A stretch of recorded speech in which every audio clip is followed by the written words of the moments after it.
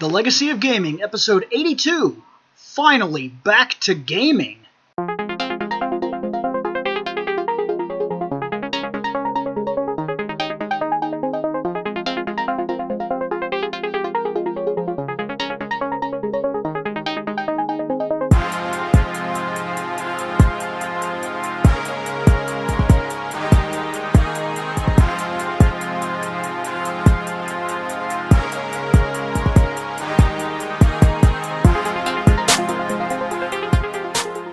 Alright guys, welcome to episode 82 of frickin' Legacy of Gaming, finally.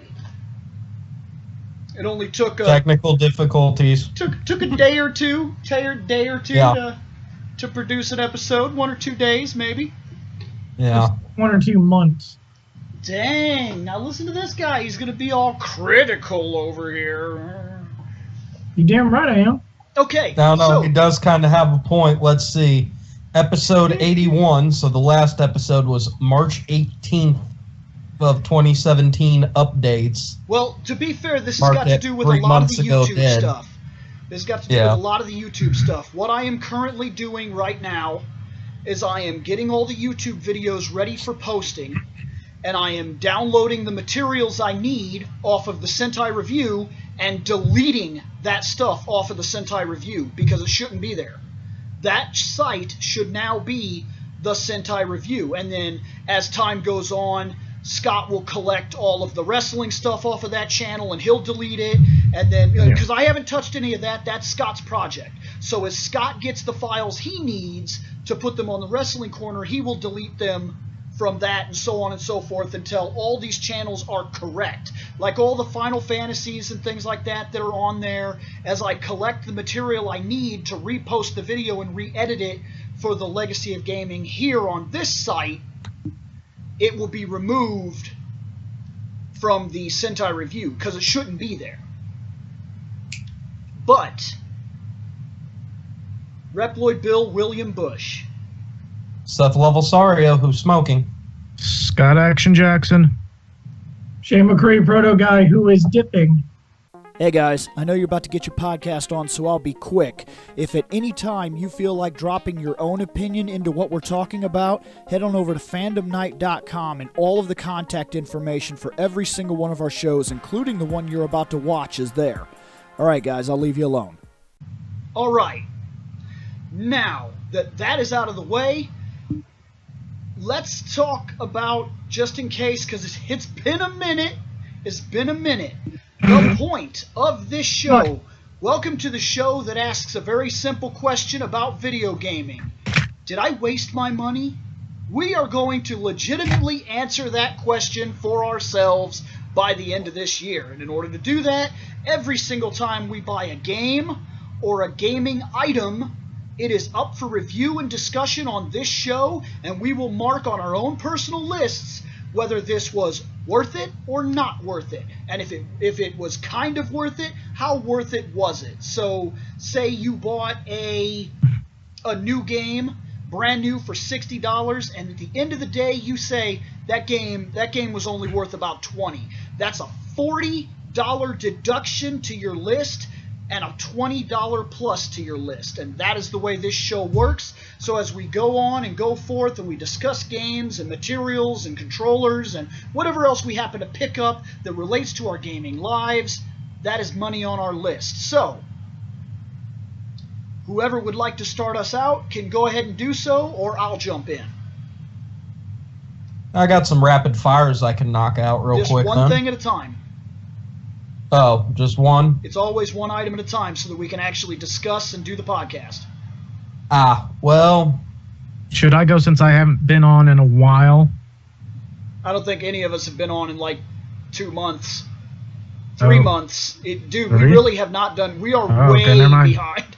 We are way... I've only dropped 3 items. That's it. Off my list, there's 3 items that have been talked about on the show. That's it. We're way behind. Yeah, the last one I did, I only did 2. Episode and was able to knock out 4. Shane is the furthest along. He's dropped 5 items off his list. Yes, yes, 5. I believe so, yes. Okay. Well, the only reason I was going to say that they were rapid fires, they're games I sold because I currently have no job. So I didn't even really get to play them that much, so. Well, that's, I don't even know if you can grade those. Those are, did you buy them and then sell them? I don't understand what you're talking about. Okay. So, like I said, I can knock these out quick. I bought Metal Gear Solid 3D for the 3DS, and then I got Resident Evil 6. Now, I had Resident Evil 6 before, but I can't remember what happened to it. I don't know if it got lost in a move, or somebody borrowed it and never gave it back, or what the fuck happened with it. Or I probably still have it. I think I got it for my 360, but I bought it for my PS4 this time around, so I can go back and replay it. And then I got Metal Gear Solid 3D, so I can, try it out, because I thought, oh, well, maybe it's a different game, not realizing it's just a port of Metal Gear Solid 3 onto the 3DS. So I popped that in and played it for like maybe 20 minutes or so, and then realized that because I have an old 3DS and not one of the new 3DSs that has the dual sticks on it, I'm basically like playing it in hard mode, even on easy. Name. I yeah, despise so, that name.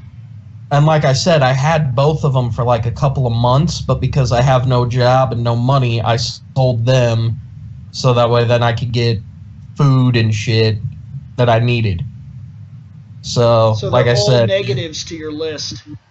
Okay. Because technically you didn't get anything out of them, so it's just wasted money. Well, actually, technically speaking, when it comes down to Resident Evil 6, I had one of those stupid coupons from GameStop where buy 2 items and get your third one for free as long as it's the cheap one, and it ended up being the cheap one because I bought like a new controller because mine broke because I spiked it. Yeah, but look, man, this show seems like it's really overcomplicating what you guys are trying to do with it. All this is at the end of the year, this is going to be a hard life lesson. That's no joke. If you bought those things and did nothing with them and sold them right back, you wasted your money. That's a hit to your list. That's all it is. No, I get that. But like I said, technically speaking, with Resident Evil, I spent no money. Okay. I basically got it for free. Though that's just a discussion item, to be fair, then. Okay. So then, yeah, that doesn't go on the list. Now, Metal Gear I did buy and I did sell. And even then, I had it marked down as fucking negative, not worth my fucking time anyway. So that works. How much did it cost? $20 fucking bucks at Mega Replay. Okay, so it's a $20 hit to your list. Yeah.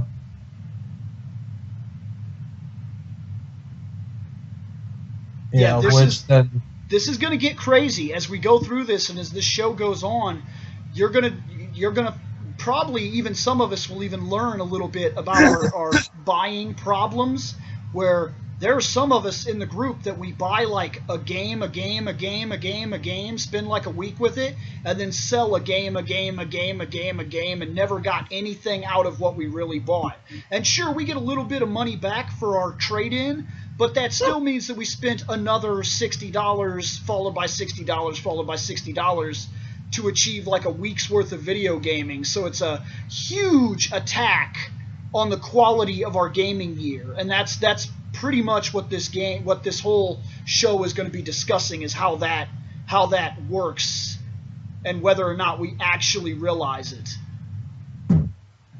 Actually, can I bring up something that I know we all have played, which means we all have blown money on? What's that? Marvel Heroes Omega. Not me. No, yes, I'm right. Yeah, I'm right there. Okay, so let's talk a little bit about that, because that, to me, I have a plus on my list. That's plus. I spent $40 total on that game so far. Yeah, I've spent $35 on it, and for me, it's like a $25 plus and basically $5 that I blew on stupid shit type of thing.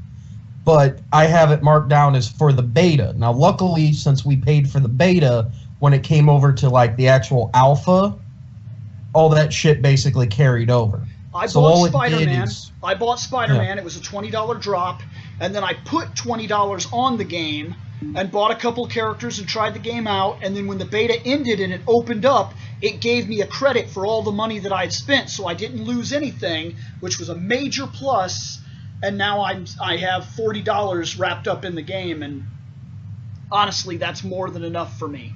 Like, I won't mark it negative. I've enjoyed this game. It feels like Diablo with all Marvel Ultimate Alliance mixed in there. Yeah, for me it would have to be a positive because I only got the Spider-Man Founders Pack, which is all I paid. That's it. It was that came with Spider-Man. Yeah. I have no say because I put this much money in it.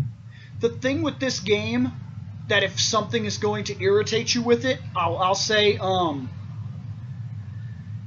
the person you buy, you are pretty much stuck with that person. Collecting shards takes a minute. So if you're not willing to put real money into the game, it could take you a long time. Like, okay, Shane, if you were to pick it up tonight, after your first outing into the game, they're going to give you enough crystals to get you to about 900. You can buy one character off 900 for free. Because that's just going to give you shards. Like, you get like 400 shards, and then they gave you a couple gift boxes, and when everything was said and done, I came out to about 900 shards, and I used that to buy Jean Grey. So Jean Grey was free, and then I bought Colossus with part of my actual money. I had Spider-Man because of the Founders Pack, and then I used a little more money to buy Kitty Pryde, because I love Kitty Pryde. I was so excited to see that she was in the game. She's my primary character that I enjoy using because I never expected for the life of me. Like, it's weird. She's always been one of my favorite characters because I think she's one of the most underrated X-Men ever. Her power and the way that she uses it is unbelievable. Like, in the books, and not just that, she's a natural-born leader. She's very, very smart. She's resourceful. She knows how to handle a situation, and her power is extreme. She literally, in the books just recently, phased a toppling skyscraper. The entire building. So that it caused no damage to the city when it literally collapsed. She just stood on top of the building and phased the whole building. And she's currently the leader of the X-Men Gold team. And the reason this is interesting is because that puts her in charge of Legends. She has a hell of a team. She's in charge of Old Man Logan. She's in charge of Storm. She's in charge of Nightcrawler. She's in charge of Rachel. If you don't know who that is, I'm not getting into it. Jean Grey's daughter. A lot of time travel, a lot of alternate reality, a lot of stuff. We're done. Wibbly wobbly. No. Way beyond. Nothing you have seen could Doctor Who explain in the X-Men. It is. You're talking about a character who comes from another time, another dimension, another universe, another possibility, transferred into our universe to stay there through a subconscious, like her consciousness existed here, so it transferred here, and then something happened, and back in time, and forward in time till something happened, and then this, and displacement, and there she is, and holy shit. You need an encyclopedia to follow the X-Men. It is not... Wibbly Wobbly doesn't even begin to cover what's going on with the X-Men.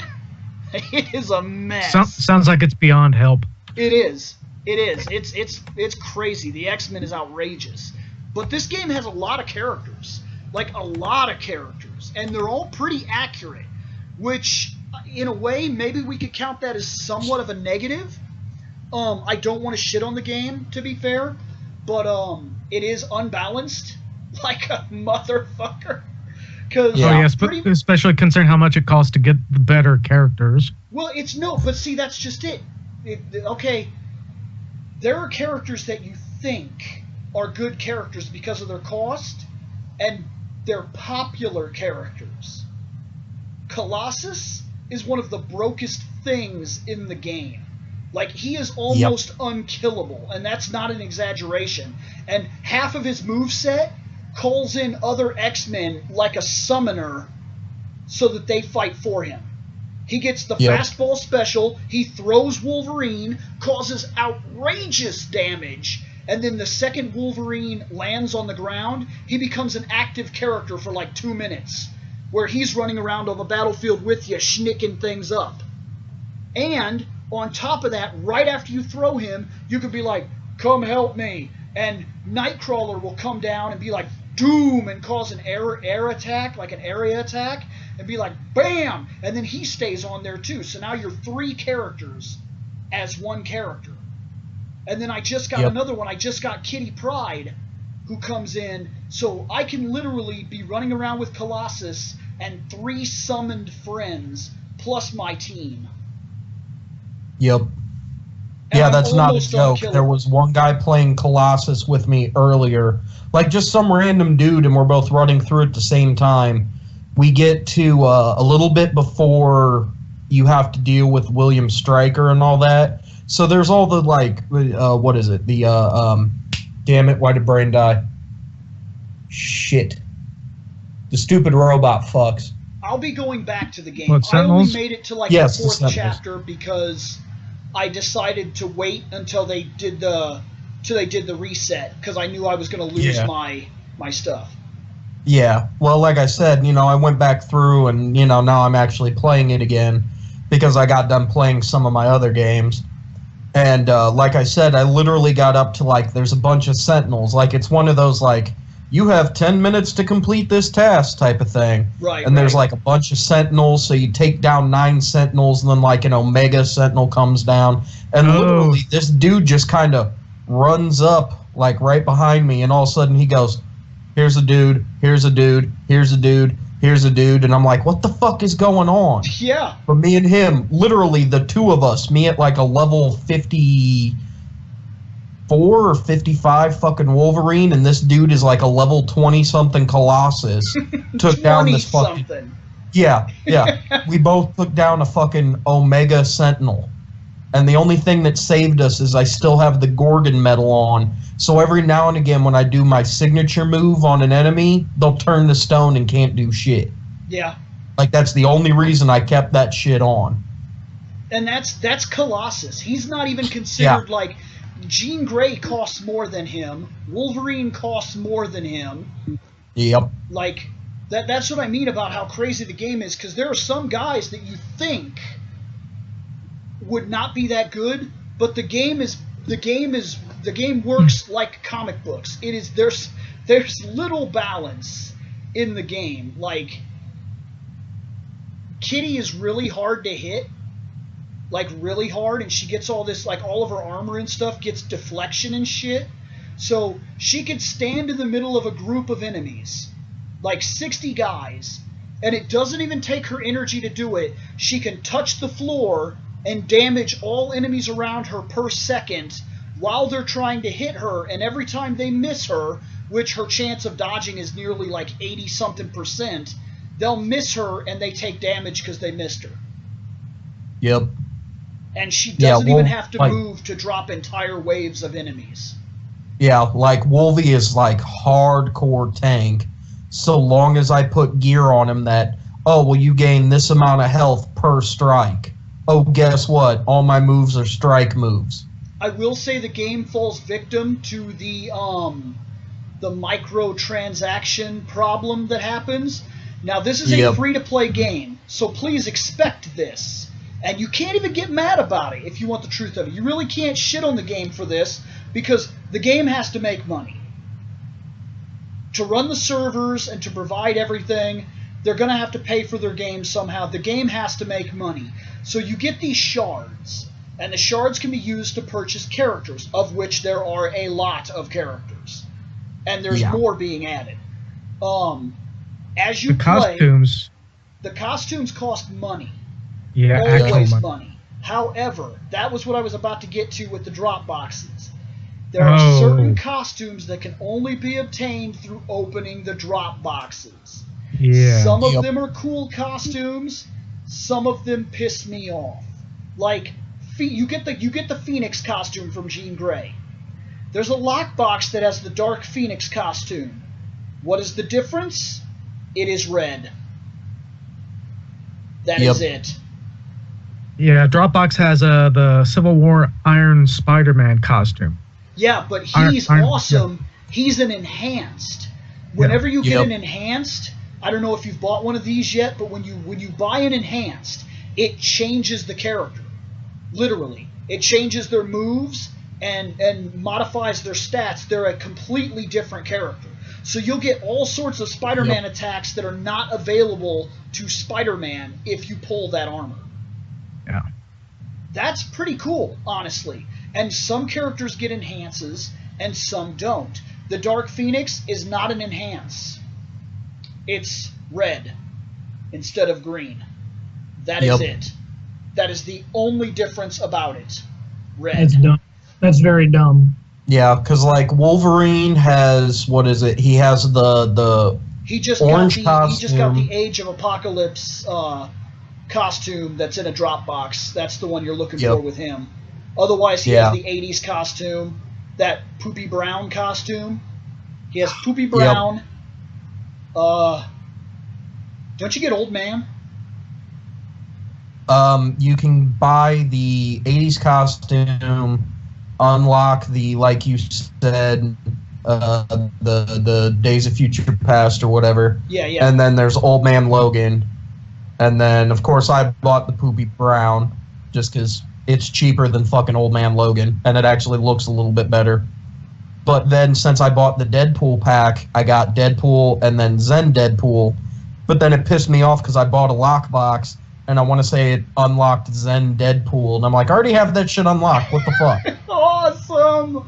So I was like, awesome. You just butt-fucked me. Thanks a lot, They game. do that to piss you off. But again, microtransactions, like you said, so it's to be expected. Yeah, the lockboxes are random, like any other microtransaction. But here's the thing.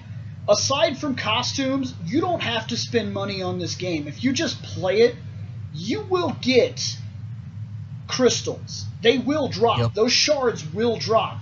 It's going to take a minute to get them. You're not going to get 1,000 of them overnight, but you will get them. Today, I think I got like 9 in like within 2 minutes. So right. So they're random. Yeah. You could sometimes find 1. You could sometimes kill a guy and he'll drop 6, and you'll be like, "Oh shit!" So yeah, because I played it for like 2 or 3 hours. Now, I think, and got like 100 and something. If you would have got into it now, like right now, today, you could get Daredevil for free, and you can get the Man Without Fear costume, the Frank Miller costume.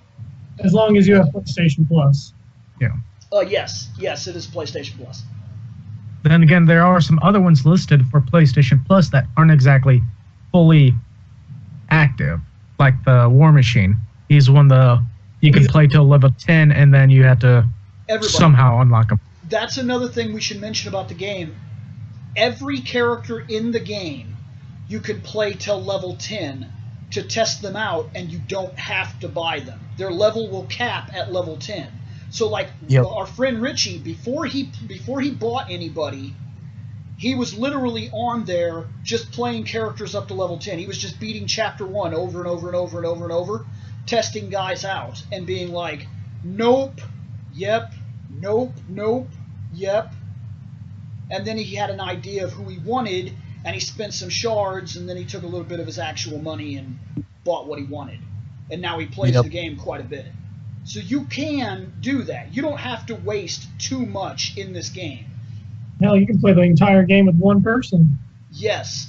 There are characters that haven't dropped yet that I want. Like I want Spider-Gwen. And she's on the title screen. So I imagine there are plans for her. But she's not in there yet.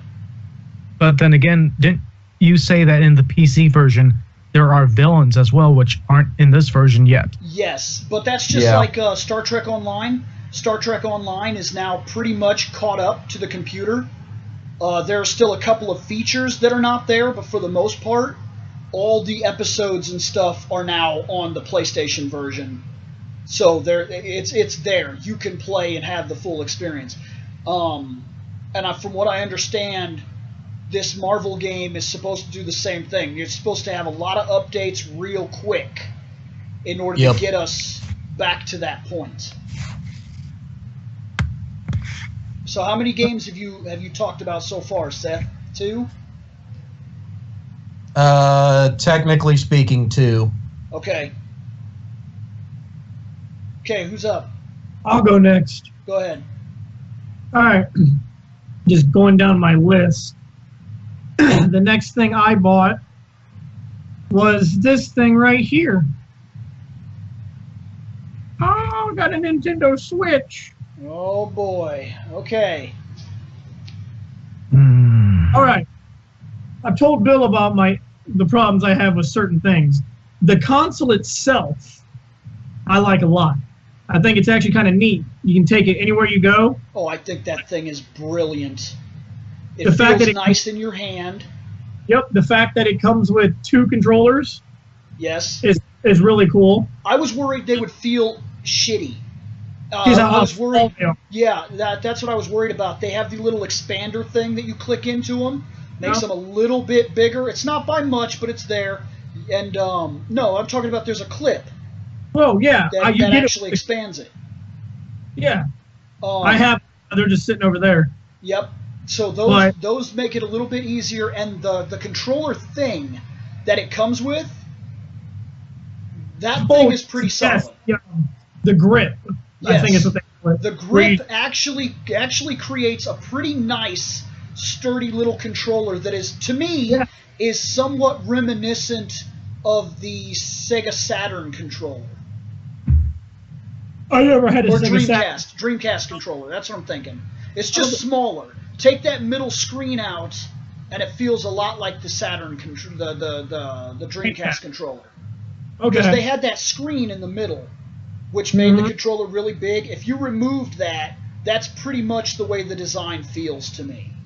Because it's more of like a block-esque controller with the little area that you hold on to.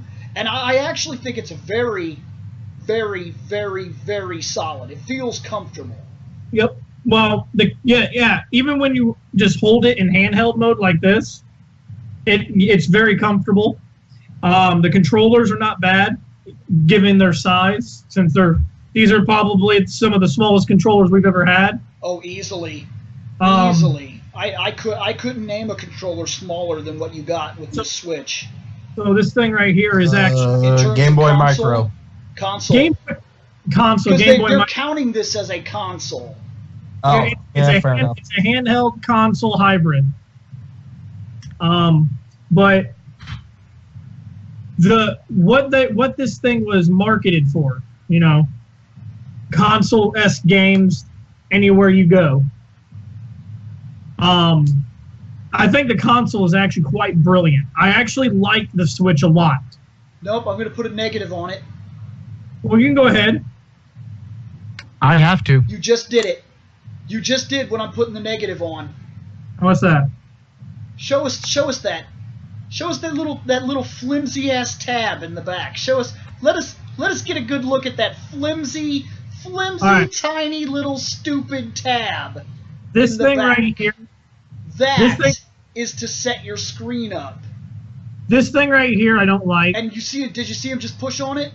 It is flimsy. You can break that thing easy. It is a tiny, thin little piece of plastic. Yeah. That should have been bigger. That is not okay. There are picture frames that have better stands than that. Yeah. That is not Which okay. means don't let Nick put the stand out, otherwise it will break. Yeah, that is not okay. What does this do? Actually, my negative is kind of different What? Well, go ahead and what's your negative? because I had to sell mine. Okay, but that's not a fault to the system. No. No. Really, I haven't had any issues with the console itself. Now, the console is nothing without a library, obviously. Which, believe it or not, for all the talk I'm hearing, it does have one. Yes. It is a very solid fighting game, Street Fighter II. I will argue with anybody that wants to argue on that. That game is solid. It really is. I've played it for a couple of hours now, at least. I played it with Spencer, played it by myself, played it with my kid, even played it a little bit with Michelle. I will talk about I don't know. I'm gonna have to argue with you on the Street Fighter being good because all I got to play was that first-person thing. That is completely The controls different. are non-responsive. Completely different. There's a gimmicky side game thing they added to it that is awful. Straight That up thing sucks. awful. It's like a motion Awful does control not begin to first-person describe fighter. I haven't tried that game yet, but the games that I do own for my Switch, I will talk about them when when we get to them. Well, like I said, the Street Fighter is because when you brought this up, I have a custom bundle. Yeah, so mine is 100% A+. I am not disappointed with a single penny that I've spent. I spent $482. That was what it came out to. And I got the Nintendo Switch, a second grip, a second set of controllers, the Breath of the Wild, Zelda, Mario Kart Deluxe, and I Am Setsuna. all right, And screen protector, and a carrying case. For me, when I bought my Switch at launch day, I got the console. Obviously, you can't see it, but the screen protector. I got Zelda Breath of the Wild. I got my little Mario case. And that came out to $380. Now that's a massive. I'm gonna put this out there. No. When you buy a Nintendo, one thing that I'm liking here is that I didn't spend. I could have spent fucking case in point. People are about to drop $500+ on another fucking Xbox.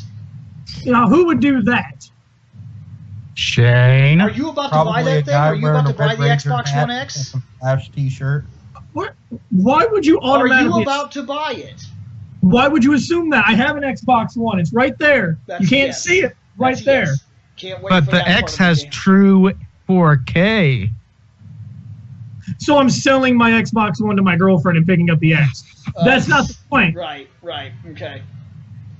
The point is that you're going to buy a system that literally has already crippled itself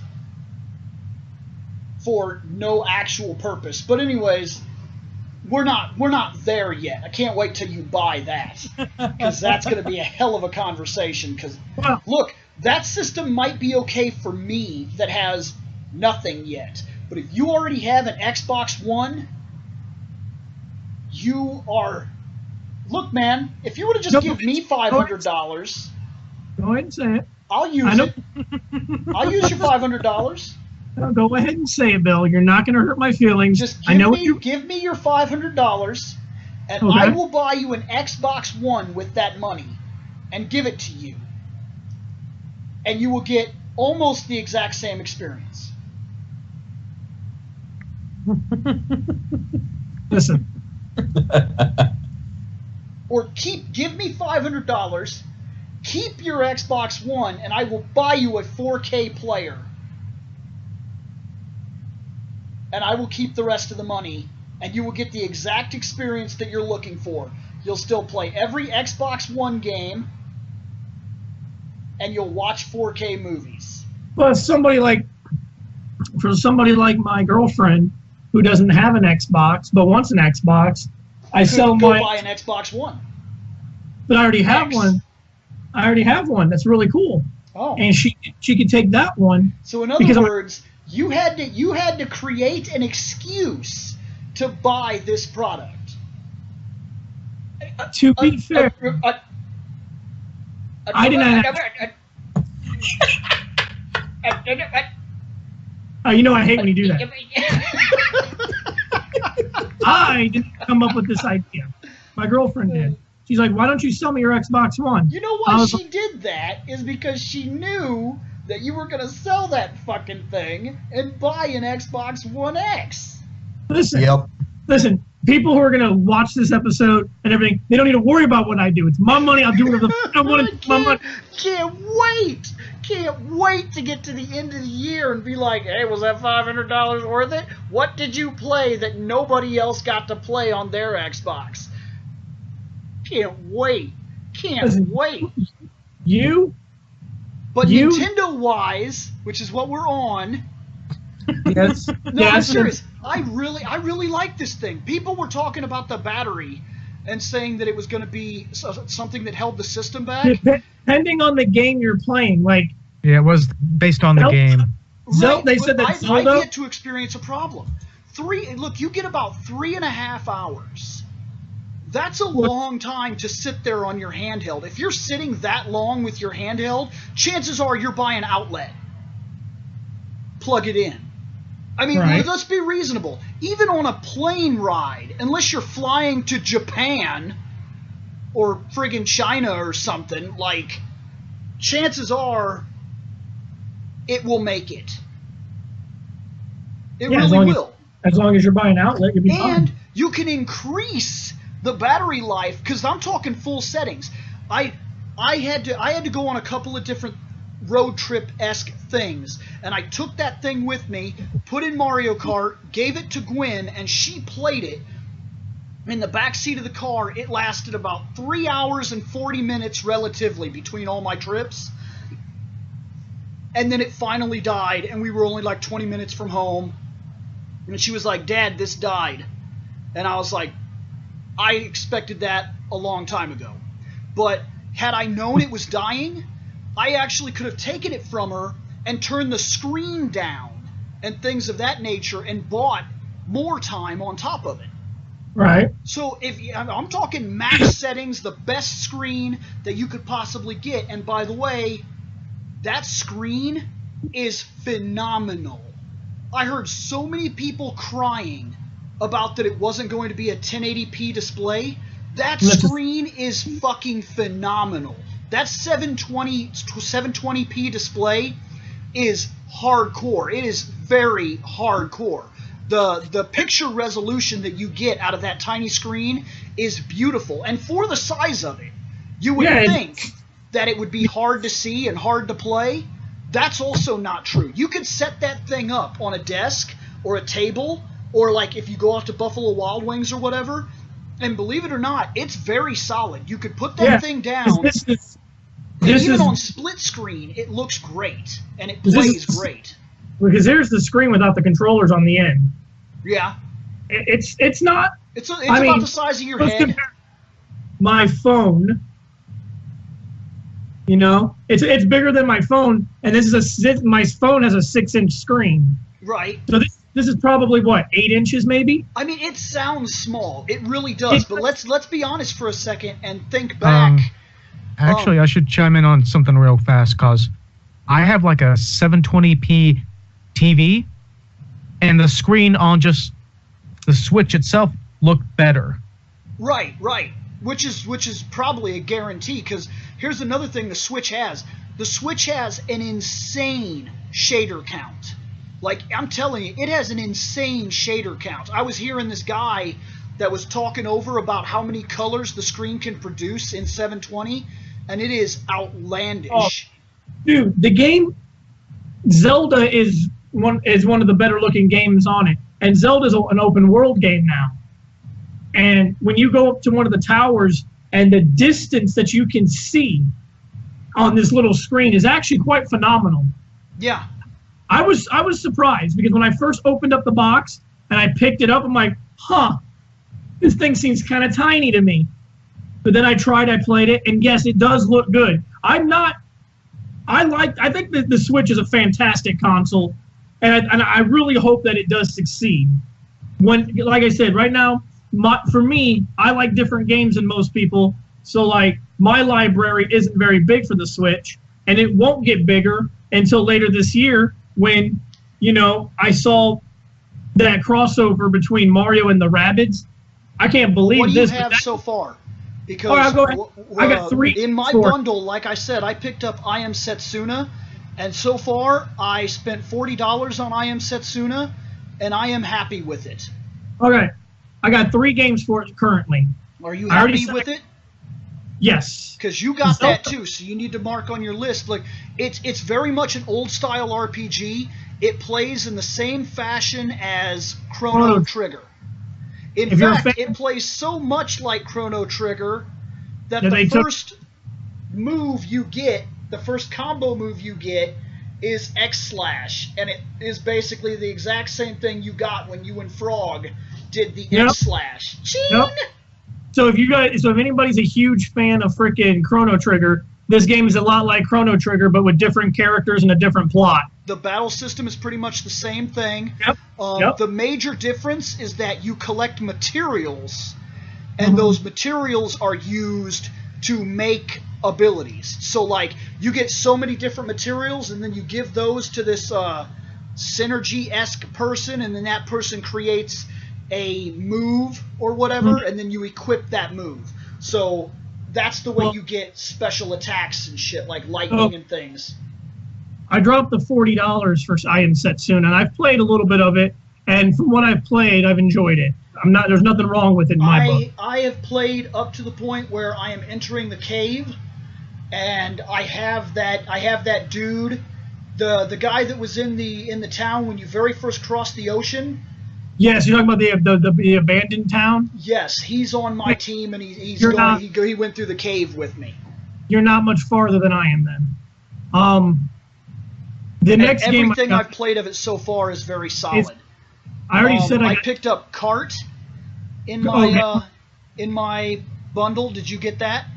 Not yet. It's $60. Yeah, that's the big problem. A pretty steep drop. Because I already spent $60 for the Wii U version. I'll say this.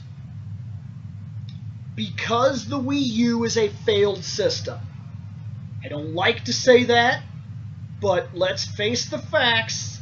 It failed. It was only out for 4 years.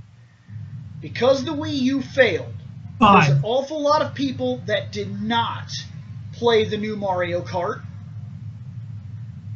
That is a plus for them. However, I am going to give this a full-on plus for one major reason. It came with everything. It looks better, and it plays better. And that might sound crazy, but it actually does. It plays better than it did on the Wii U. Looks better than it did. I could take it anywhere I want. I could play 2 players on that screen in a restaurant with any one of my friends, and it's console level still. And on top of that, they added the Mario Kart Double Dash dual weapon functionality. So instead of one slot, when you drive over a thing and you pick up and it goes, and you get the one item, you can store that item and pick up another item. You can carry 2, just like in the old Double Dash. They added that. They redid the battle system, the Battle Kart, so Battle Kart is fun now.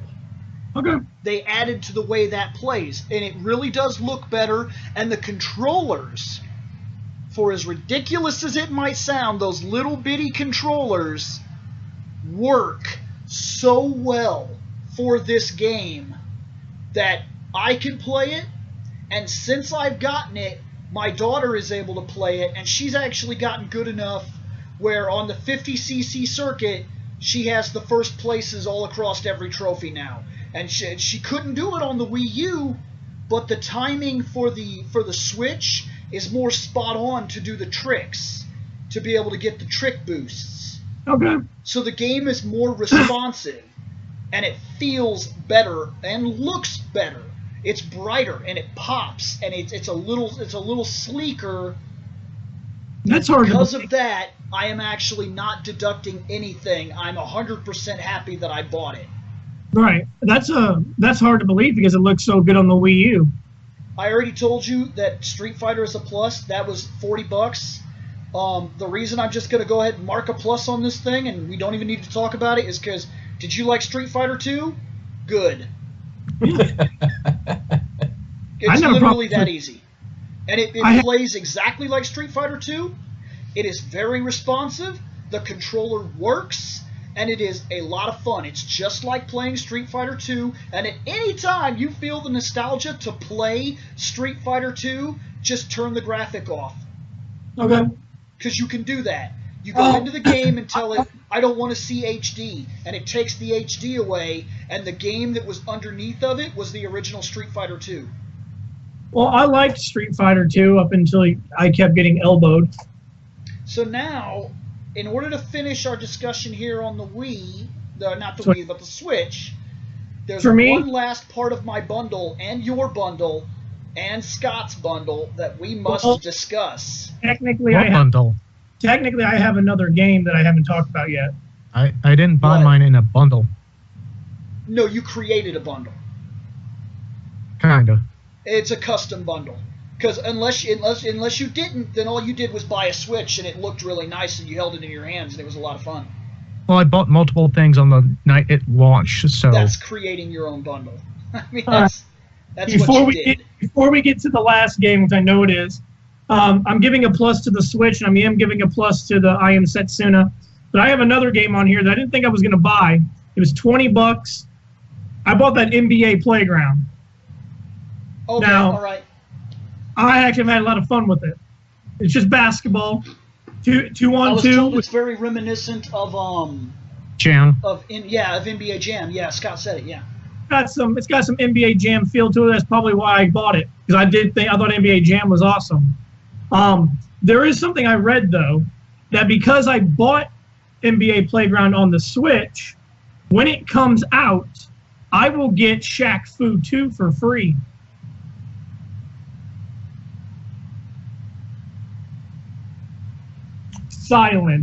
Silence across the board. Yeah, you notice Of nobody course. said a damn thing to you. I know. I just wanted to bring that up, that I get that game for free. So if it sucks, Now hold on a minute. You spent $20 on a basketball game that I on a played basketball game, and they're going to give you what may launch as a $60 trying to gut people out of their money game. what I Shaq read, Fu Shaq Fu 2. 2. Yes, and that's what I read. So, but that Huh. NBA Playground for $20, I give it a plus. It's actually not a bad game. Shaq Fu will probably get a fucking negative because it's fucking Shaq Fu. But I know the game you want to talk about. Do you? You know what I'm ready to talk about over here? Because You wanna Scott had a Switch. Okay, he did have one.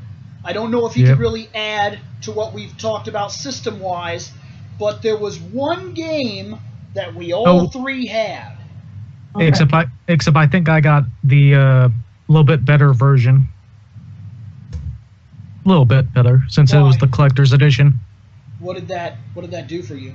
It came with one of these, but instead of this weird Keep going, material- game-wise. hard plastic Game. Zelda. We all- Soundtrack, coin, case. So game-wise, it came with nothing. And if you spent like another $30, you would have got yourself a Master Sword.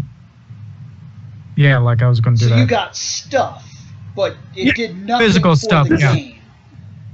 I just got the normal version, and that's what Bill To got. be fair, that does happen a lot, where you'll buy a collector's edition and it's stuff. It's not like DLC or special stuff or anything. So Yeah. that's what I was curious of, is if it changed the game. Because like when we talk Final Fantasy 15, if you're talking to Shane, he had a different experience than we did. He had costumes that we didn't get, and he had discounts that we didn't get. That's what you get when you buy the most expensive version of the game. You should have gotten every fucking thing with the game, by the way. Well, I So- didn't get the most expensive version. I just got a $100 collector's That's the edition. second. Actually, you got the second most expensive.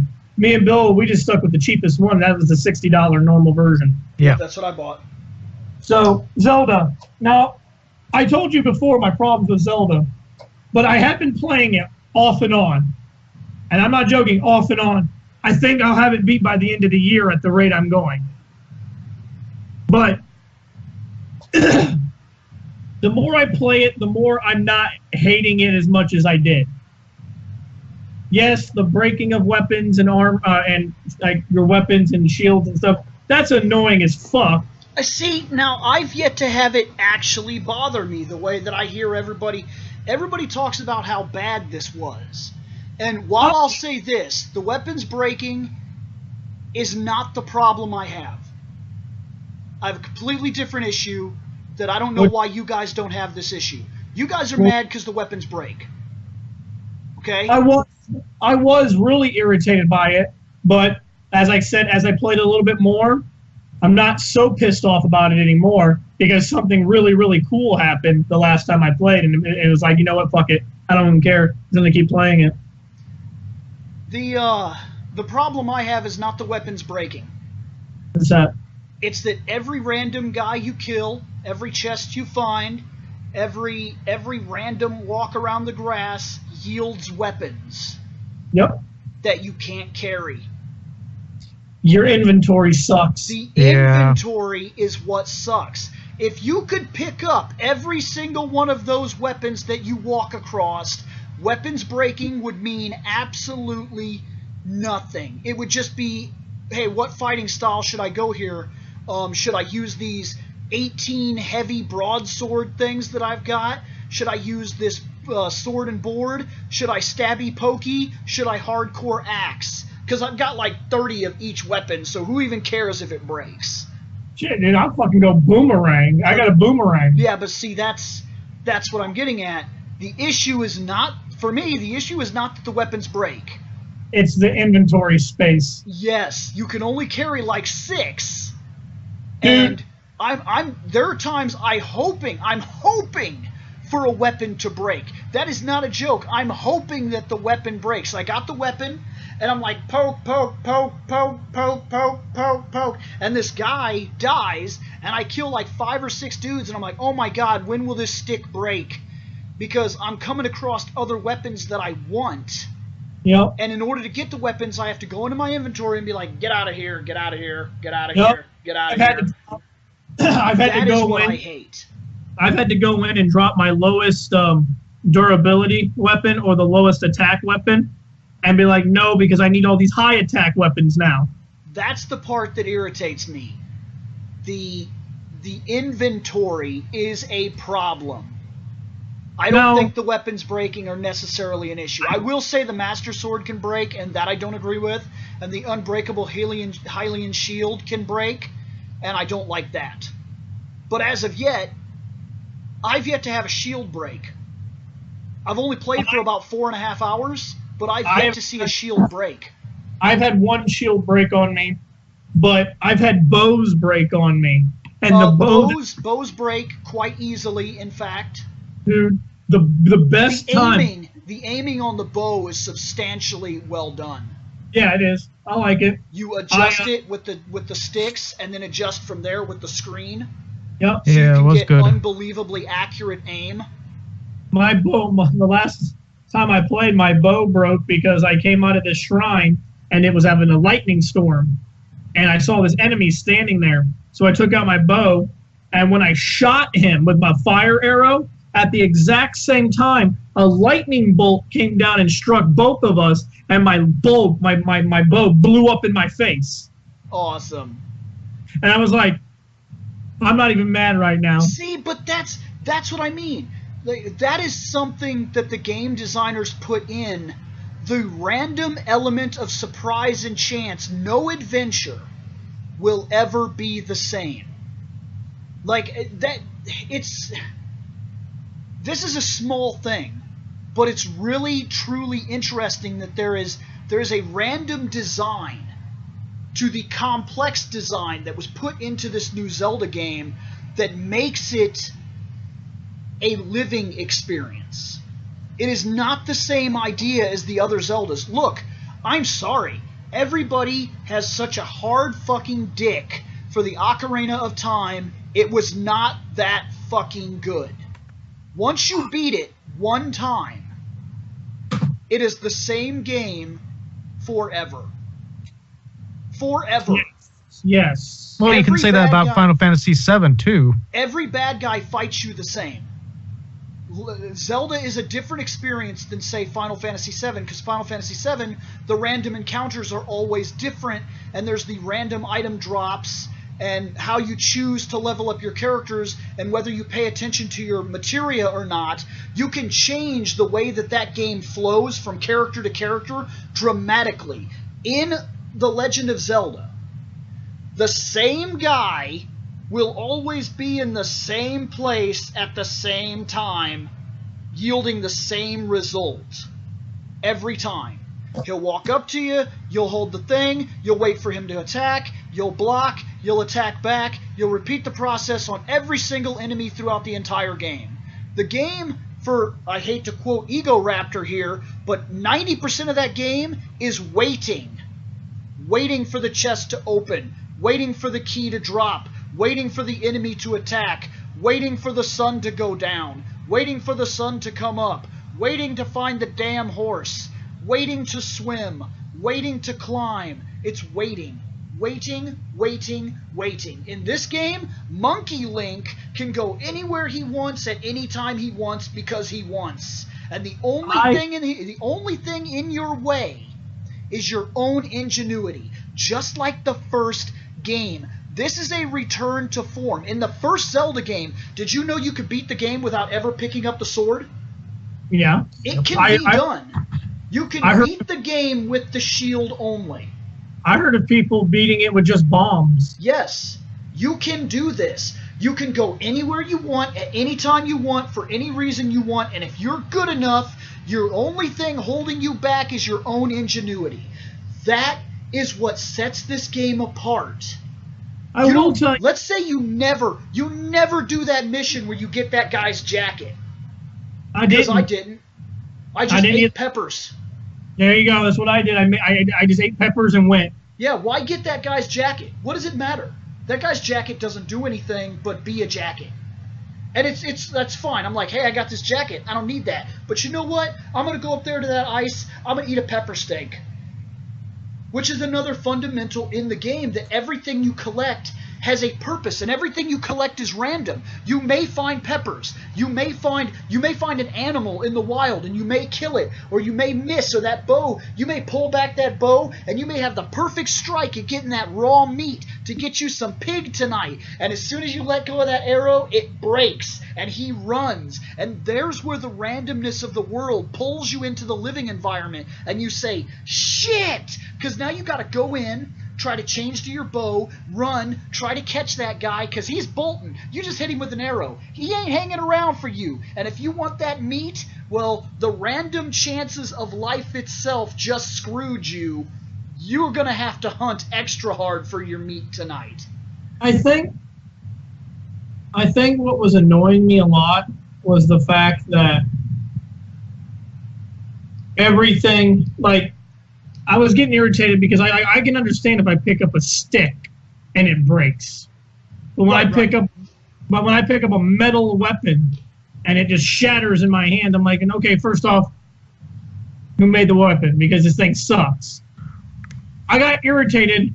I've also died a lot in the game. Now, I'm not terrible at Zelda games. I'm actually pretty fucking good at Zelda. This one has thrown me for a loop. I've died a lot. Okay, and here's why, and this is an honest response. I'm going to tell you something. Go play the first game. I'm being very dead serious with you. If you think that you have died a lot in this new Zelda, and you say to yourself, well, I'm really good at Zelda. I don't consider myself to be bad at Zelda. I consider myself to be a decent veteran. I've played all of them. I've enjoyed them. Go play that first game, and then report back to me how often you die. Because in the first Zelda game, the world is open to you. And if you are dumb enough, and it's not even about being dumb enough, you don't know where you are going. This is a big world that is open, and the only thing standing in your way, as I told you, is your ingenuity. Knowing when to run, when to dodge, when to strike, when to move, when to hold weapons, when to lose weapons, and what to do and when to do and why to do. And if you don't adapt fast and well, you're dead. If you're walking up the side of the mountain and those damn spiders come down in the first game and you don't know how to deal with that, you're gonna die. If you walk to the next screen and the little Minotaur dude is sitting there throwing swords at you and you don't know how to fight him, and you're not quick enough on the open worldness of the game to get around him, you're gonna die. Well, what I do like is sometimes I'm not dying because I just suck. Sometimes I have lost because I just suck. But some of the times, like I was running out of a shrine there was a storm. I was not aware that if I keep running, my boots are wet. Yeah, I love that. I was struck by lightning and died. I was thinking, I'm not even mad. There I'm are just weather effects. Seth, I'm basically pointing this to you because Scott would probably know this. I don't know how far he got in the game to be fair, but Scott, I think, would know this. You can get too hot. You can get too cold. The rain can actually mess up your fighting. There's randomness to where, like, you can fight less well.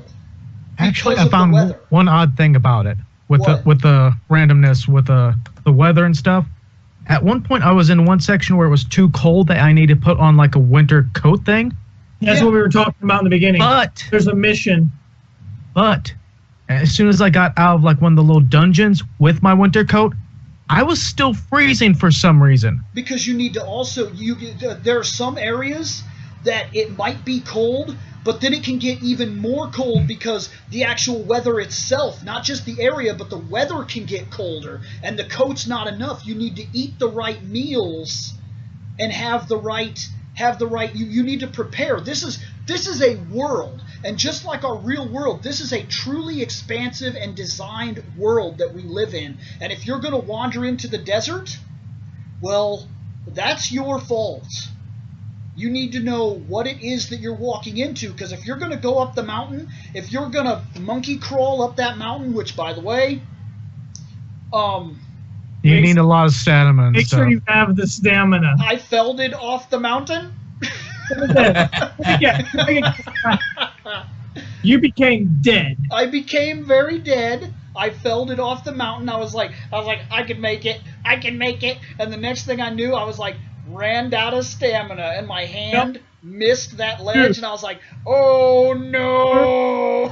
Just all the way down the mountain. The worst part is when you're climbing and you're looking at your stamina as it's going down, and you're thinking, okay, I can make it.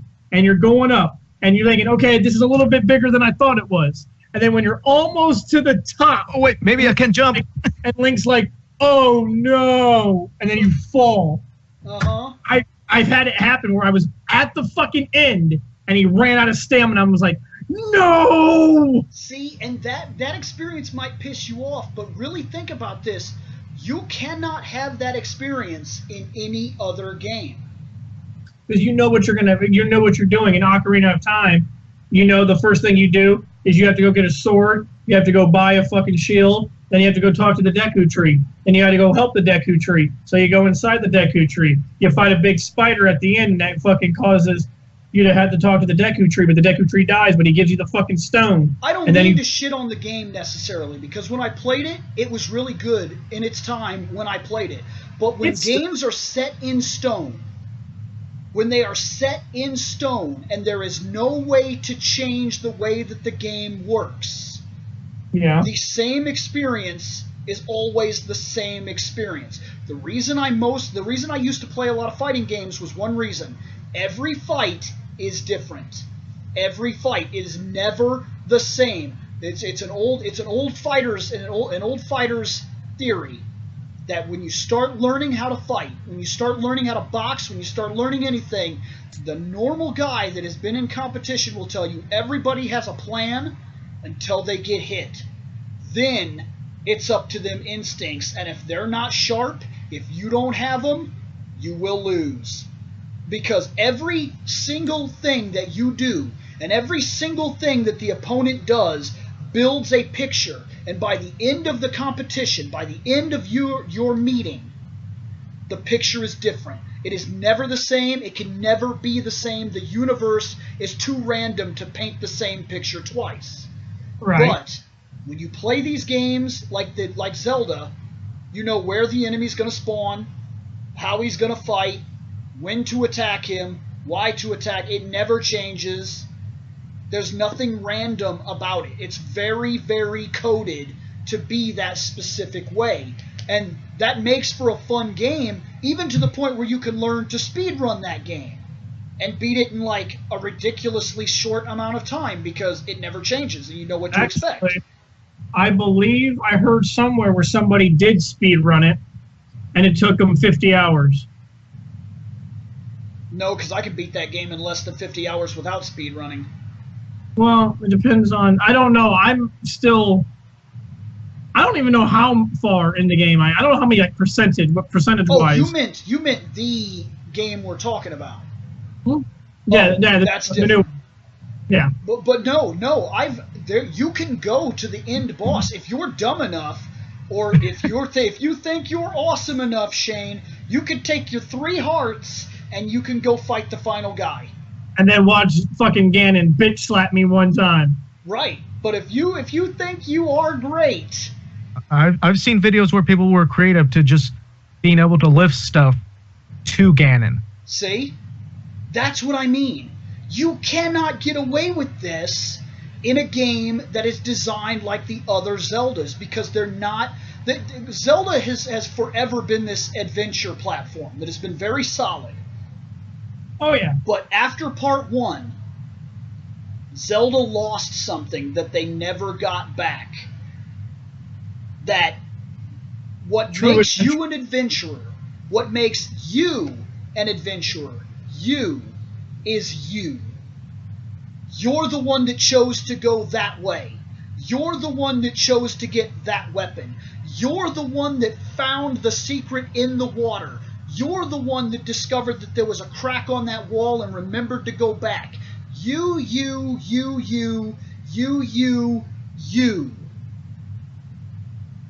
Right. Zelda 2 and Ocarina of Time and Majora's Mask and everything else, that wasn't you.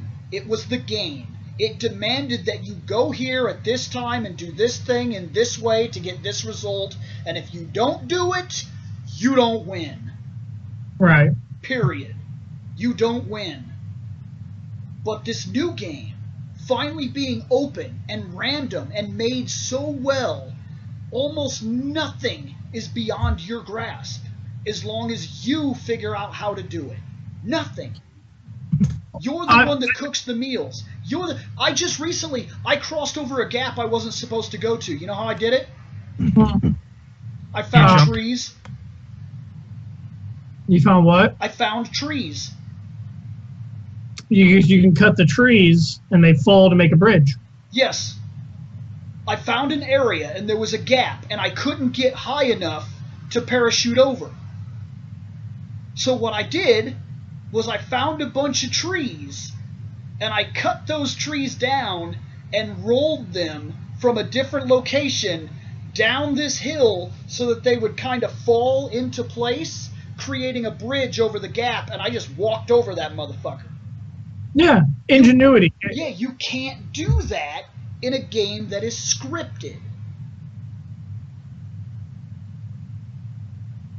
My mind has changed the more I play the Zelda game. While it does frustrate me sometimes, I don't hate it as much as I did. I think it's a culture shock. I grew up with the first Zelda.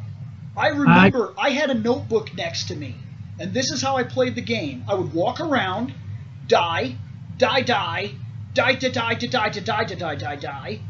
then I would find some old lady hiding under a rock, and she would be like, blah, blah, blah, the East Passage. And I'd be like, I don't know what the fuck that means. So I'd pick up my book and I'd write down blah, blah, blah, the East Passage. And I'd put that book to the side. Right. And I just kept doing this. And I kept saying, I went up this mountain, and it said, booba dooba dooba bop. And I'd be like, the way I did that was I just kept going up. And that's an actual thing. In the original Zelda, if you go up, then you go up again and it looks like the screen repeated, and you think to yourself that going up isn't working, so you turn around and go back, you don't go up the mountain. Because the trick is to keep going up and it repeats the screen a couple times, and then you're at the top. But if you don't know that, and you don't, and you're not willing to try things that you haven't tried, you aren't going any further. You're not going up that mountain. You can get the magic sword. Like, I think you can have the best sword and the best shield and maximum money in that game. If you know where to go, where to look, and how to manipulate it correctly, you could do it in less than 2 hours. You could be max Link before you ever go to the first dungeon. Yep. Because it's all on the world map. It's out there. If you know where it is, just go get it. You just got to have the ingenuity to make the trip. Because it will be tough. It will fight you. Well, it's not a bad game now that I'm actually playing it a little bit more. And it's going to take me a while to beat it because I'm only playing it in small spurts. But I'll eventually beat it, and I will give it my. Then I'll definitely know if I think it's the best Zelda game, or if I think that I prefer the scripted ones. I'm happy with it, so I'm giving it an easily 100% plus. As of yet, I have not bought a single thing for the Switch that I have not enjoyed thoroughly. I am going to go ahead and give it a plus. Well, if we would have done this episode months ago, I probably would have given it a negative. And I understand that. And now that I've been playing it, I'm going to give it a plus because I am enjoying it. Yes, I die a lot, and sometimes when I die, it doesn't bother me because it was really cool. Like I got struck by lightning and just fell dead. I'm like, if that really happened to me in real life, I probably would just go. I would get struck by lightning. Just saying. Well, first you'd crap your pants, then you'd fall down dead.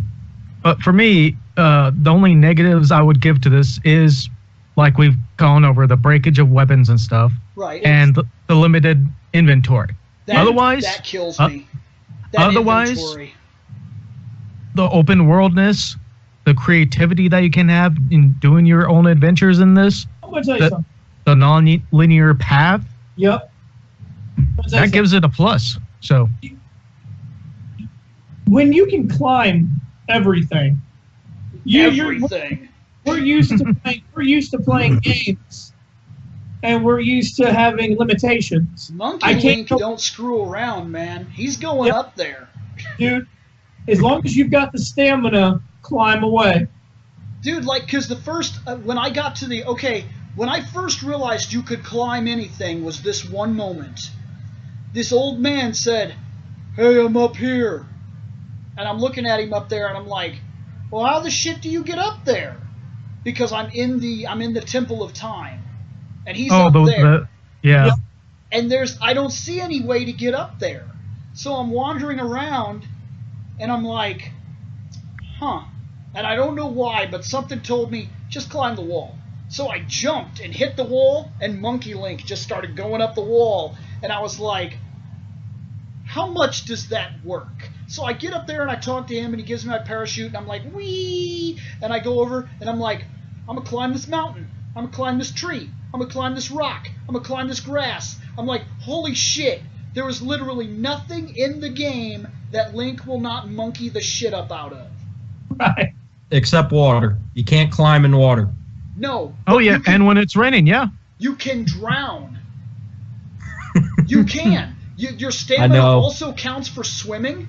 So if you get stuck in like a wave and you're trying to swim across or something like that, and you just don't have you cannot make it, and that water is pushing against you, and you're trying to get to that rock, and you're like, oh my God, please. Another thing to don't do this, but when you jump off like a tall spot and you paraglide, that also takes your stamina.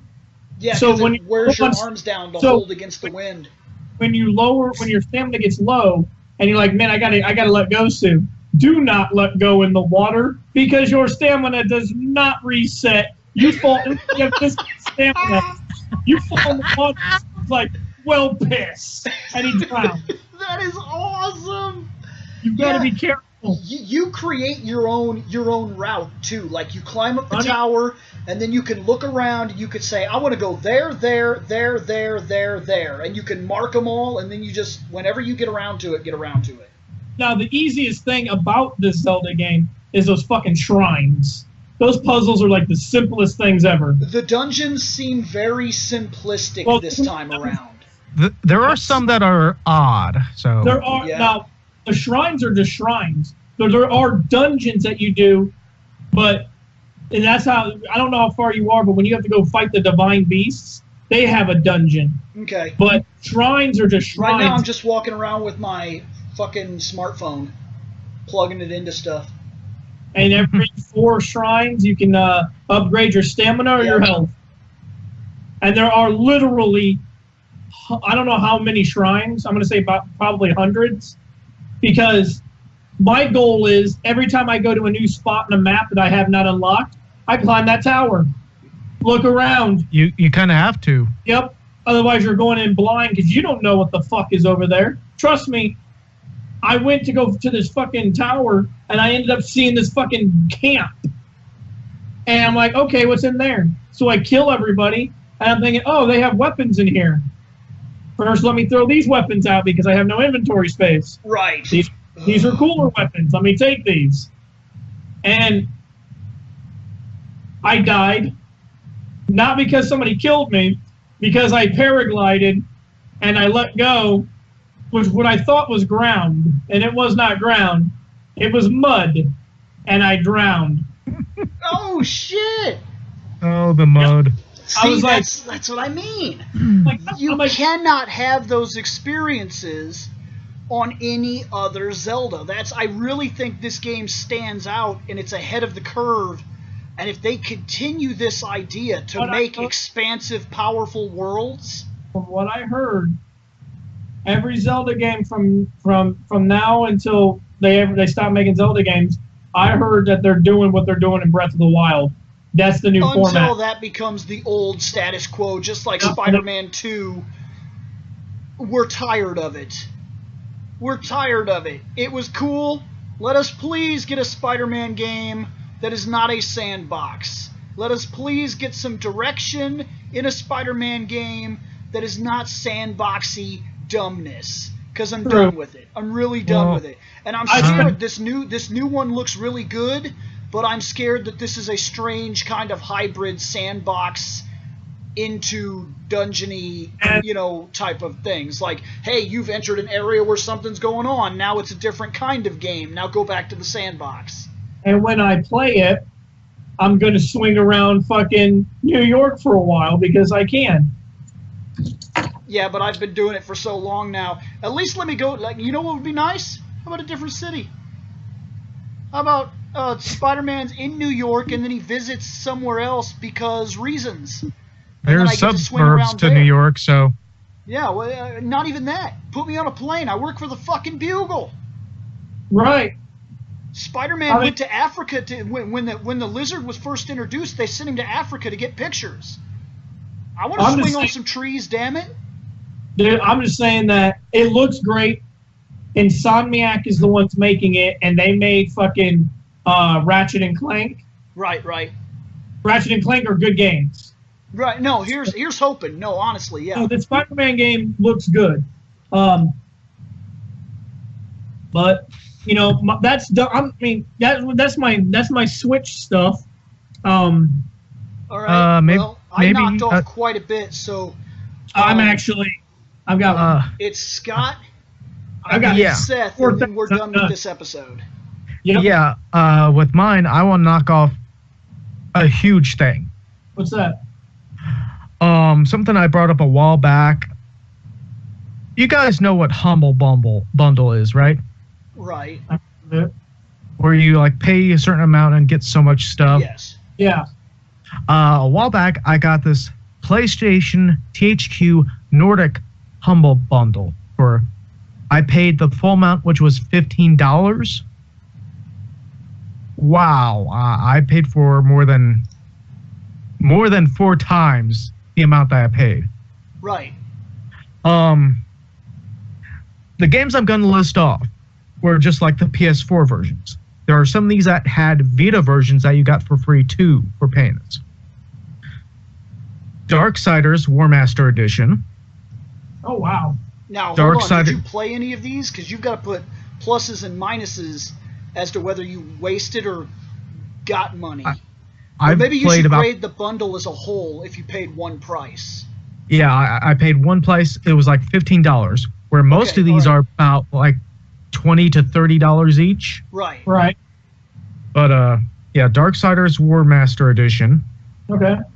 Darksiders 2 Death Definitive Edition. I'm still yet to play the Darksiders games. And here's the real kicker. I own all of them. Do you really? I'm dead serious. I own all of them. They're on the shelf right now. I've yet to play a single one of them. Single one of them? Yeah, I own all of them. I don't even remember why. Wait, did you say Legend or Legacy of Kain? Legend of K Anniversary. Damn it. I was excited. Oh, I know what game you're talking about. Dude, Legacy of Kain? Dude, that would have been fucking, that would have blown my mind. That's so awesome. Legend of K? I know what game he's talking about. Okay. Yeah, it's like a Kung Fu Kitty thing. Yeah, it's weird. Okay. Yeah, trust me, you play as like a cat, like a tiger type cat. Yeah. And, Ooh.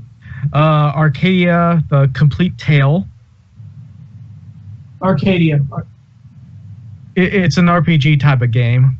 Yeah, you can go ahead and skip that. I've seen pictures, and that's my association. Yeah. Go ahead. I played it.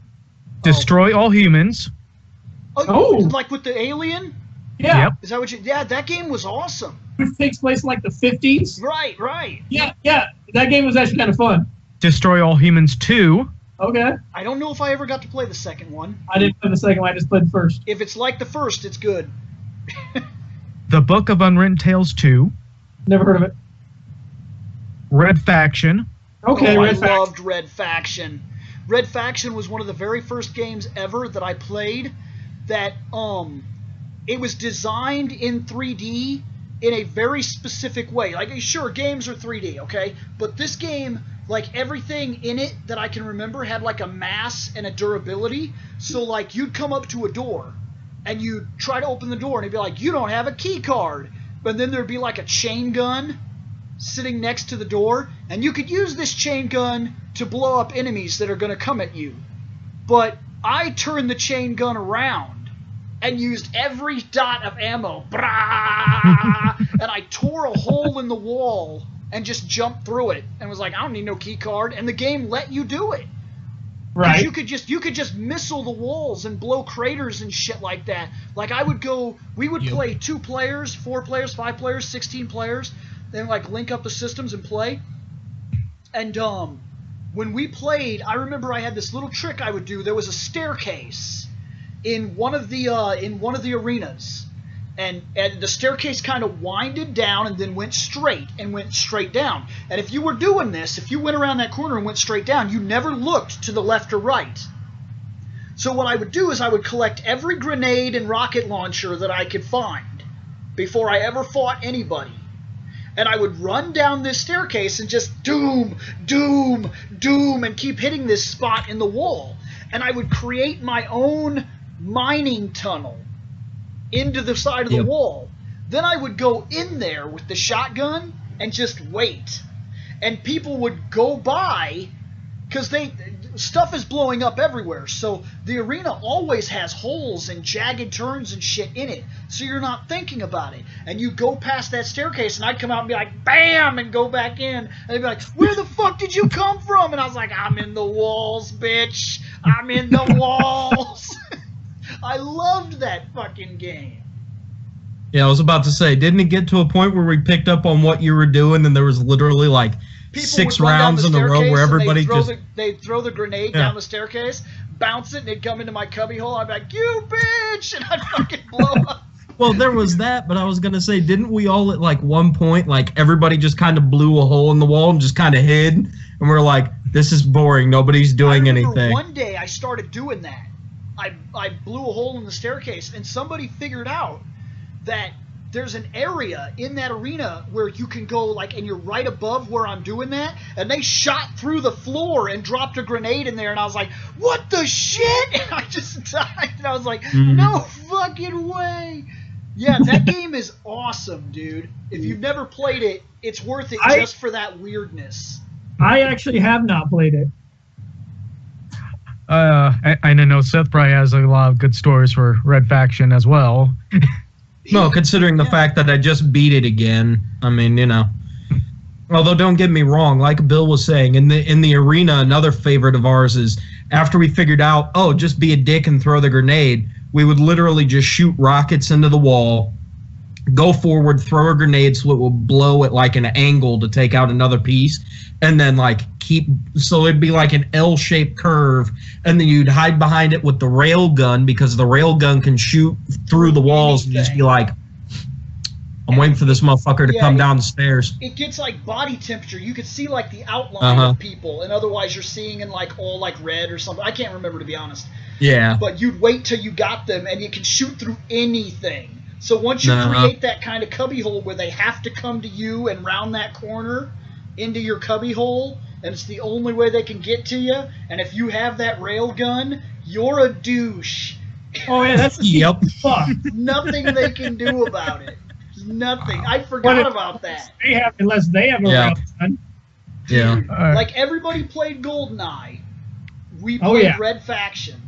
Simply because of that ridiculousness. Like at the very first arena, it looks a lot like that place from the Matrix with all the pillars where they do the slow motion fight. You know what I'm talking about? With all the guns, the trench coat, the famous scene. Yep. Well, you'd like go behind that pillar to like load your gun, and everybody be firing at that pillar, and it would slowly chip away so the pillar wasn't there.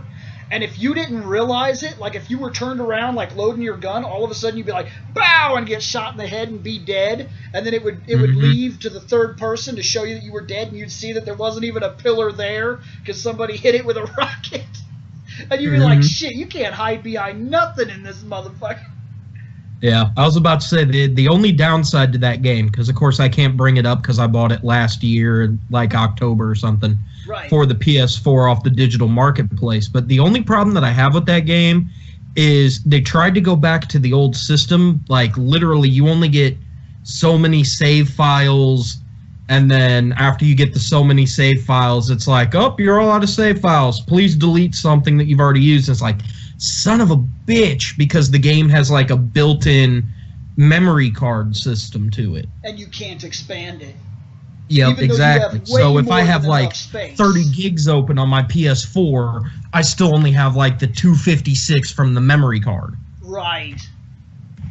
But also, Battle Worlds Chronos, which is a tactical game. Yeah, I don't know that one. Nope. MX versus ATV Supercross Encore. No, I'm done with that. Yep. Yay. Super Dungeon Bros. I feel like I should know that. Yeah, so do I. I don't think I do, but I feel like I'm supposed to. And then one called Depona. What was it? Deponia. Oh, no clue, sir. No clue. Yeah. But on top of these, I got for the games for PS4. This bundle also came with some of the PS3 versions that are in it, along with Vita versions. Okay.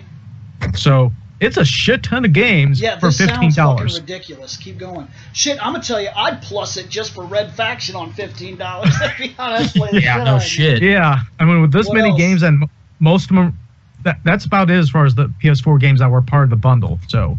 Okay. Oh, it didn't give you. Okay. Yeah, so, the PS3 ones I don't have access to. The Vita ones I don't have access to. So, but for that many games on the PS4 for $15, damn, that's a major plus. Yeah, that's solid. That was a pretty good deal. Yeah. And I am occasionally checking on the Humble Bundle website once in a while in case there is another thing that pops up. So you spent $15 for all these games? Yeah. Yeah, that's solid as shit. Yeah, and Red Faction, if you go into the store and look at it, it's already like just a $5 game on its own. Oh wow! So it's normally worth $5, and he got that as part of a $15 bundle, and he got a bunch of shit on top of it. And I'm telling you that I don't know about playing the game. I'm not gonna tell you that it lives up to its greatness or whatever that is the standard today. But it's an old style run and gun shooting game. And from what I remember, it works really well in the one-player department, and the two-player department is sick because of the destructibility of the environments. It's also funny to screw people while they're running. Don't shoot the rocket at them, but screw them up. Like, okay, you'll be on the top floor, and you'll look down, and they'll be like running around down there, and you'll see like two guys shooting each other or whatever, and for whatever reason you hate Shane because he killed you already. So while he's running, shoot the rocket in front of him, and it'll blow the ground up in front of you, and if you keep on moving, you'll fall into the ground, and it'll screw up your lock because you're shooting at somebody. You're having a battle down there, like, and you jump, and I blew a hole in the ground, and then you land, and you're deeper than you expected to be. So now you're shooting in the wrong place. But the other guy that was shooting you is like, bang, right in your head, and he just moves on, and you're like, where the fuck did the hole come from anyway? Because the ground blows up. The pillars blow up. You can shoot, if the platform is small enough that I'm on, you can blow a hole in the bottom of it, and I can fall through the motherfucker. Yep, and take fall damage and die. It was really fucking cool. It was a PlayStation 2 game, and the destructible nature of the environments is what I remember more than anything about it. Yeah, for that price, damn, that's a damn good plus. So do you have a finishing thing for us, Seth? I suppose I can go out on this one. It doesn't really add to my list, but I got the used up my free trial of the PS View, and it's not a terrible little thing. It's basically, it's like PlayStation streaming service. For movies and shit, right? No. This is the game streaming service. Yeah, for the old generation stuff. That's PlayStation Now. Oh, is it? Oh, then the View is the TV stuff. Yeah. Okay, yeah, View is the TV. Okay, well, regardless. But you stream the games instead of downloading them. Yep.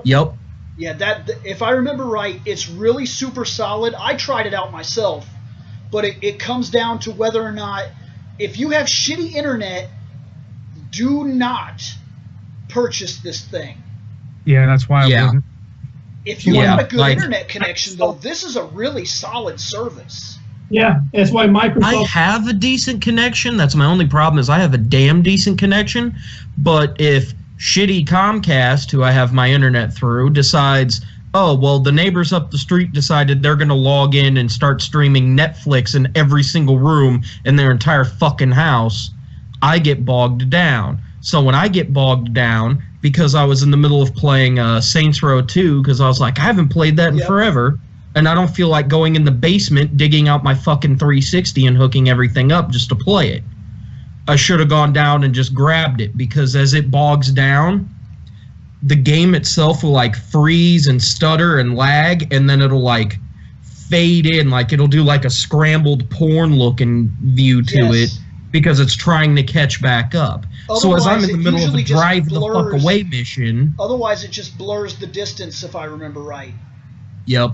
Well, Xbox is doing doing their own now. But to be fair, because the Xbox is now doing one where you download the game, don't be surprised if the Now changes a little bit and offers the same idea.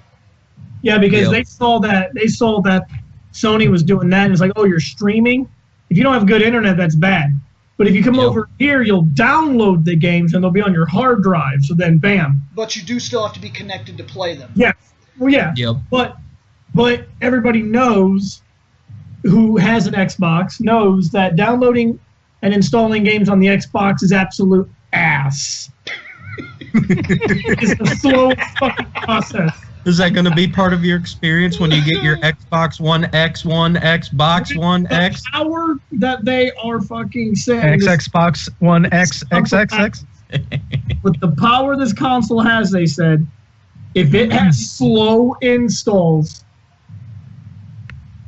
I ain't going to tell you guys. With the power get external hard drives. With the power that this console is claiming to have, it is easily the most held back and crippled system in the history of systems.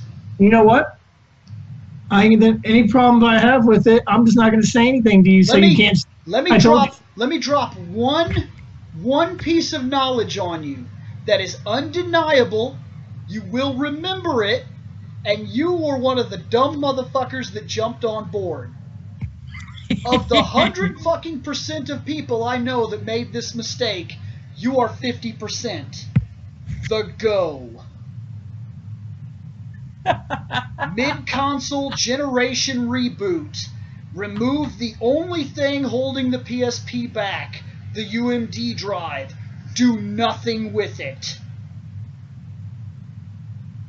Because you don't want the guys that already bought the PSP to feel like they're getting screwed over because the Go has all these games that aren't restricted by the UMD.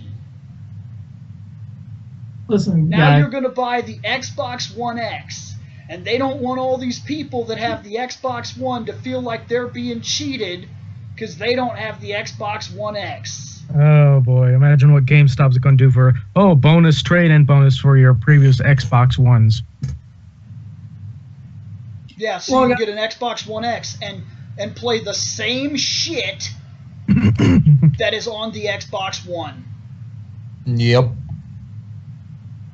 Because they said that nothing on the Xbox One, there will be no exclusive content. It's just going to be on the Xbox One, and it's going to look a little bit better. Actually, I'm going to do something real fast. I'm going to look up the current trade-in bonus for that Xbox One S. And then they did they did one thing so far. There's one game coming out that will have a higher frame rate than the release of the game on the Xbox One. And if they play their cards right, if they do this right, this could be a really cool thing. But why didn't they just wait 2 years, let these dumb consoles die, and then come out with something even better than the Xbox One X, like, the Xbox 10010100101 or something like that. I don't know, dumbass. Shane. It's like this is like the generation of dumb fucking names. Which kind of Xbox One S is it? I have the Gears of War. The Gears of War one, okay. I already know how much it trades in for. That's currently the girlfriend. He already knows. Currently the trade-in value is about $150. Yeah, you can eat my ass. That's not what I spent for that thing. Guess what GameStop will probably do to give you a bonus to trade in towards the Xbox One X? Give me 160. Maybe 200. Ooh. Maybe 200. Then you'd still have to pay 300 for that Xbox One X. Well, see, I'm selling it to my girlfriend. Let me also go on record here and tell people that anybody that thinks when they buy a console, they buy it at console price, you're an idiot. Yep. Nobody that knows video gaming believes that if the console launches at $500, that's all it takes. Do you need a game? Let's say you're brand fucking new. You got nothing. This is your first foray. Xbox One X. $500 for system plus tax. You're going to need a second controller in case you like fighting games, and none of your friends have the $60 to $70 to $80 fucking dollars to spend on their own controller to bring to your house. There. That's your second purchase. Let's not forget about the Xbox Live Gold membership. A game. Fourth purchase, Xbox Gold. That is the actual price that you need to buy a system. Or you could just take your controller home and check out the menu screen. Hope there's free shit. Gold. You got no gold. There's no free shit for you. Gotta have Xbox Live Gold. Shit. It's just no, because when I got my PS4, I bought it on launch, not exact launch, but I got it in like February around tax time. Yep. And it had literally next to no games for it, but they were just like, "Hey, did you just buy this?" Yeah. They were. Here's this free is shit. Mid-generation. True. This is a mid-generation console where you got to buy a $500 console, a $60 to $70 controller so that you and your friend can play. Yep. You got to buy a game, $70 to $80 bucks. You might get lucky and get a free game. So I'm going to go on record here and say no. It's going to be Xbox One X and it's going to be system only at $500. And let me tell you something. From what I've been reading about this system, you're lucky it's $500. That's $500. Controller, $70. Video game, $70. Live for a year. What is that? 60. 60? Yeah, It's about still 60, yeah. $60. Is there anything else we're going to need to play? No, No. we should be set. Oh, let's say by some chance you don't have internet, you got to get internet. Or else, literally, your system is worthless nowadays. If you don't have internet, look, I'm sorry. If you buy a PlayStation 4 or an Xbox One and you don't have the net, you are hardcore crippled in the gaming community. Because these games are released unfinished. You needed a patch day one to put Blu-rays into the PlayStation. Yep. Your system is crippled from day one. It's not finished. So if you don't have internet, poop on you. Yep. By the way, since Bill's right and this is mid-generation, unless they offer a bundle that comes with a game and another controller for cheaper than what you're going to pay for console, controller, game, and live, $700 is your drop. Right. And that's realistic. That's like everybody was Yep. like, oh, the Nintendo Switch only costs like $300. And I was like, eh. And no. That's if you want to take it home, plug it up, and then stare at it. Yeah, it's about Yep. $500 drop. You need a game. You need a Oh, for screen me, it was protector, definitely a you little need more than that. case. So, There's the You Switch. paid more than that?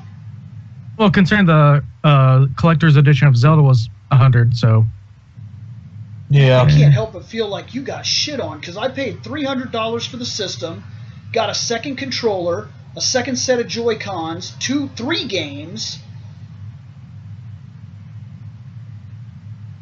I only paid $482.